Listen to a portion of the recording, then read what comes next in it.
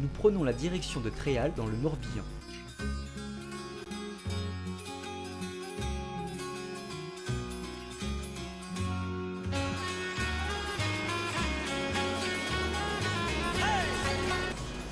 Voici la butte de Tréal. Nous marchons vers une sépulture isolée située sur les hauteurs. À travers la lande, nous apercevons la forêt de Brocéliande au loin.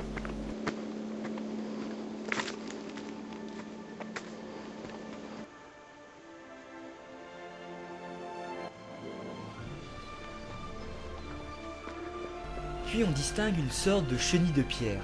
Ce monument funéraire collectif incroyable est une allée couverte datant d'environ 2500 avant Jésus-Christ. C'est l'allée couverte de Tréal. Et pour celui-ci, on a une entrée latérale qui ouvre sur la chambre individuelle. Et on a tout le reste de la sépulture collective qui fait 15 mètres de long. Elles étaient effondrées, mais les fouilles suivies de la restauration de 1990 à 1992 ont permis de redresser les piliers et de repositionner les dalles de couverture.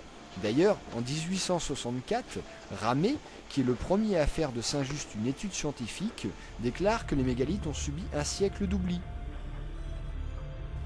En effet, sous la terre, plus personne n'était alors en mesure de connaître ces merveilles, d'autant plus que les connaissances sur ces temps très lointains étaient si minces qu'on ne connaissait qu'à peine l'existence de ces pierres dont on n'expliquait pas la présence.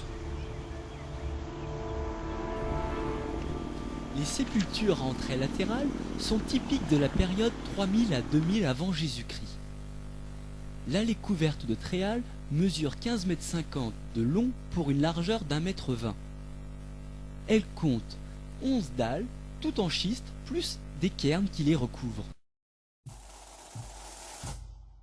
Mais arrêtons-nous un instant.